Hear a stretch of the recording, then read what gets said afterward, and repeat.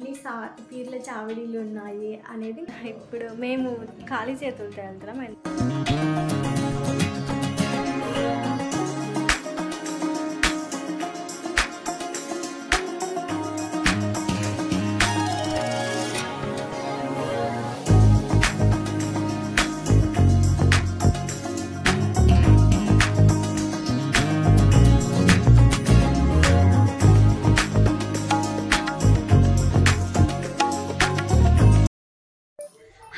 Welcome to my channel myself Supraveena. అందరూ ఎలా ఉన్నారు? నేనైతే చాలా బాగున్నాను. మీరందరూ కూడా బాగుండాలని మనస్ఫూర్తిగా కోరుకుంటున్నాను.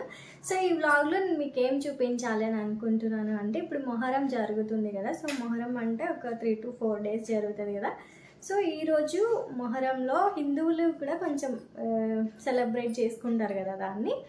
సో ఇప్పుడు మేము పీర్లకి బొరుగులు పంచడానికి వెళ్తున్నాం అన్నమాట.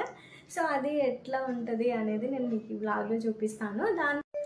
మా ఊర్లో ఎన్ని చోట్ల పీర్లని నిలబెడతారు, ఎన్ని పీర్ల చావడీలు ఉన్నాయి అనేది నేను మీకు ఈ వ్లాగ్లో చూపించబోతున్నాను. అక్కడ ఏం జరుగుతుంది, ఈరోజు ఏం చేస్తారు అనేది. మా ఊర్లో అయితే 5 చోట్ల నిలబెడతారు అనమాట. సో ఆ 5 ప్లేసెస్ని నేను మీకు ఈ వ్లాగ్లో చూపించబోతున్నాను. సో మేము ఇప్పుడైతే బయలుదేరుతున్నాం అనమాట. ఇప్పుడు మేము ఖాళీ చేతులతో వెళ్తున్నాం. ఎందుకంటే దారిలో మేము బొరుగులు, పప్పులు, బెల్లం, అగరబత్తిలు ఇవన్నీ తీసుకుంటాం అనమాట. సో ఇప్పుడైతే మనం బయలుదేరదాం.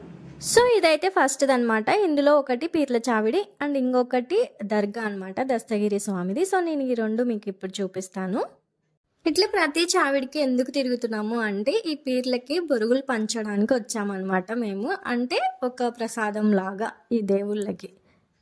నెక్స్ట్ ఇక్కడ ఒక దర్గా కూడా ఉంటుంది, అది దస్తగిరి స్వామిది అనమాట. ఇదైతే పీర్ల చావిడి అయితే కాదు, సో జస్ట్ దర్గా అనమాట. ఇక్కడ ప్రతి గురువారం చక్కెర కూడా తీసుకొని వస్తుంటారు చాలా మంది.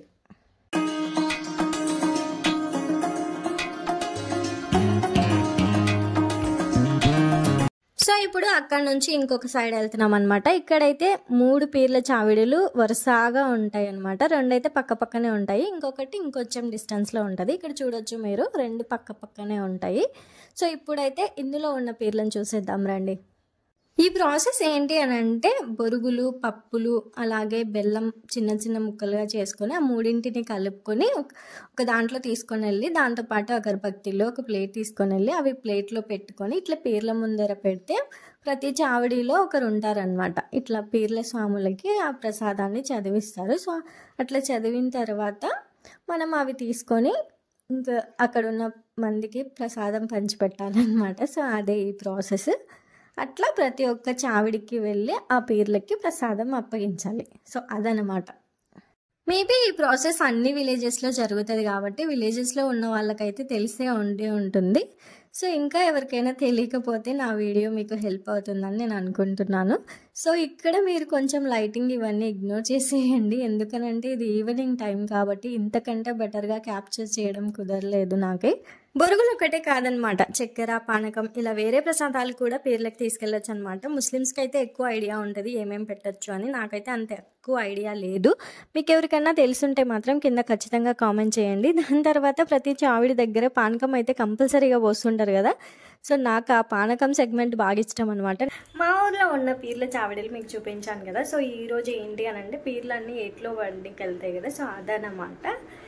ఇది కూడా నేను మీకు ఇందులో ఇంక్లూడ్ చేస్తాను. సో పదండి వెళ్దాం. ఇంకొంచెం ఇప్పుడు వెళ్తున్నాను నేను, కొంచెం ముందరికి వెళ్తే అక్కడికి పీర్లన్నీ ఒక చోటుకి వస్తాయి అన్నమాట. సో వచ్చిన తర్వాత కొంచెం సేపు అక్కడ ఉండి చల్లుతారు కదా, లేవుడాలు, గట్టాలు ఇవన్నీ చల్లుతారు కదా. సో అదనమాట ఈరోజు. సో అది నేను మీకు ఇందులో చూపిస్తాను.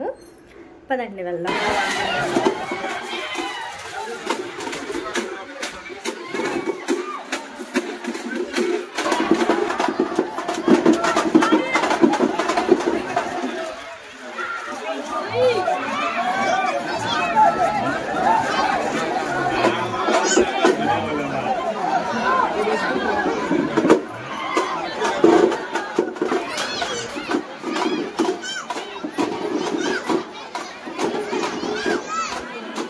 సో సో ఇక్కడ ఏంటంటే ప్రతి చావిడిలో ఉన్న పీర్లన్నీ ఒక చోటికి వస్తాయి అన్నమాట. సో అప్పుడు అందరూ వెళ్ళి లేవడాలు అయితే చల్లుతూ ఉంటారు ఈ పీర్లకి.